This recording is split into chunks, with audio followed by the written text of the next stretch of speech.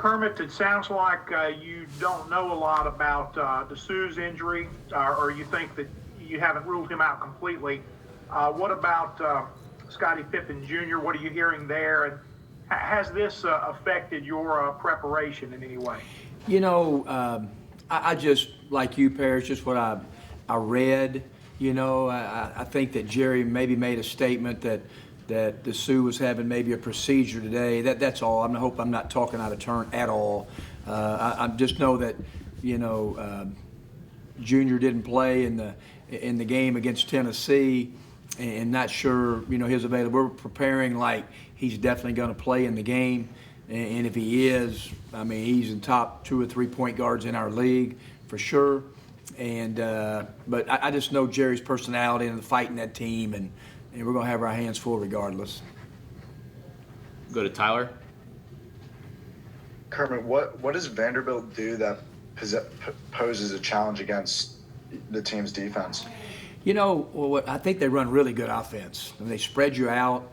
They do a great job in their ball screen offense, of occupying weak side defenders with different things.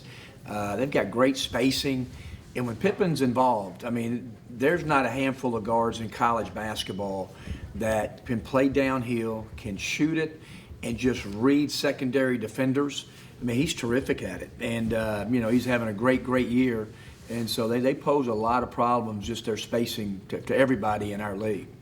Go to John. Kermit, I mean, obviously you guys, ESPN just projected you guys as one of the bubble teams right on the cusp of getting into the tournament. What have your conversations with your players been like about that topic? Has it been brought up a lot, and kind of how are you kind of handling like being so close in these last games even mattering that much more? Yeah, I've said it before, is that our guys read, they see Joe Lunardi, they're Jerry Palm, they can follow the net, they can follow the BPI, and we can give you our stats and all that kind of stuff. But I really kind of says that guys going to the Missouri game, I consider this postseason. We're in postseason right now. And I think the last 3 games, the last 4 games, just postseason play, and everybody's fighting their way in it. We just got to stay in the fight, control what we can control, and we probably have holes in our resumes, just like everybody's got holes in their resumes. Those last 10 or 12 teams. I mean, so you're just trying to keep winning and playing your best at the end. Do you have like a rough estimate, you think, of what you guys will need to do to get in, or not really? I mean, what do you kind of think like you need to do? Our first year when we went, they really thought the magic number was 10-8. Now we'd beaten Baylor in the non-conference. We didn't get that opportunity this year, because the Cayman Islands tournament with some really good teams. Memphis game got canceled, so we didn't have as a lot of opportunities as we normally do. So I really don't know with COVID. I just don't know. I mean, is it 11-7? Is it 10-8? You just don't know. We just got to just try to win, and then I think the conference tournament's going to be huge for a lot of those 10 or 11 teams. Trying to make runs in that tournament, and I think we're all kind of in the same boat. But it's good. But it's good to be mentioned, right there. I mean, everybody's playing for something, and so that's fun. That's what we're all doing it for. Ben, go ahead.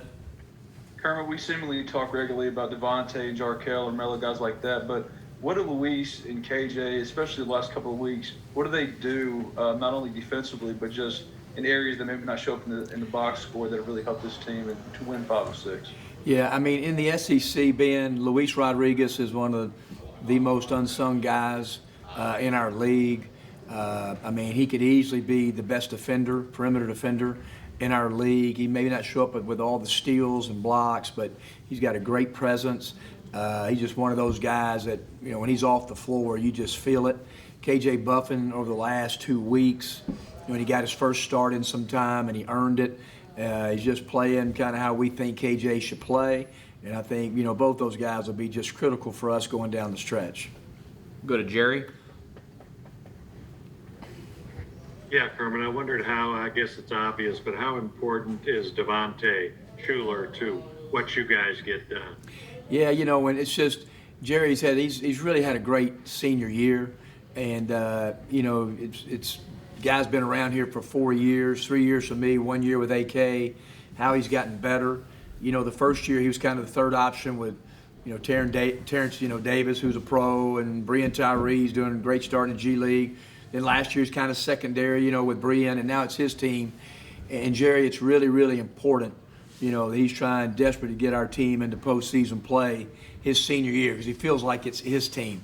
And I do. I think he kind of had a little blip against Mississippi State, one of those nights, shot the same balls, didn't go in. But really over the last probably 5 weeks, Jerry, he's playing as good as any guard in our league.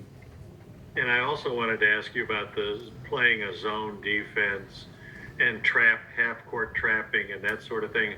What is that a product of? How is that? It seems synonymous with you. Well, Jerry, I did it, probably started, I think it was 2011 was the first time we did it at Middle Tennessee. And it evolved with a buddy of mine, Tim Jankovich, who we're great friends at SMU. And we get together every year for a couple of days, talk ball.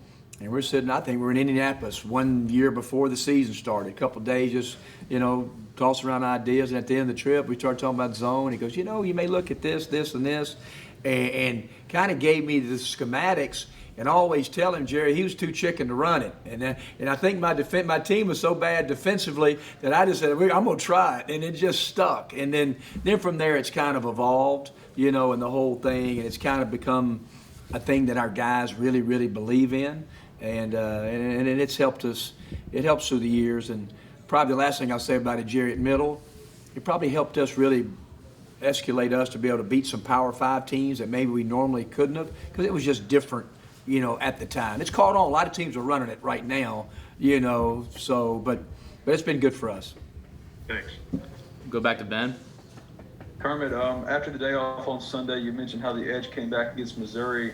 Has that desperation, that edge, chasing the bubble, have you seen that return this week in practices? Yeah, we took off Wednesday, and then yesterday we went for about an hour and 5 minutes. Today we're not going to do hardly any contact. That's just kind of where we are. I think our guys there's a live gym yesterday. I sure hope it's a live gym here in about 15 or 20 minutes, preparing for Vanderbilt. And because you're right, I mean, we're desperate teams and, trying to control the practices and the games. And hopefully our guys will come out with great juice tomorrow.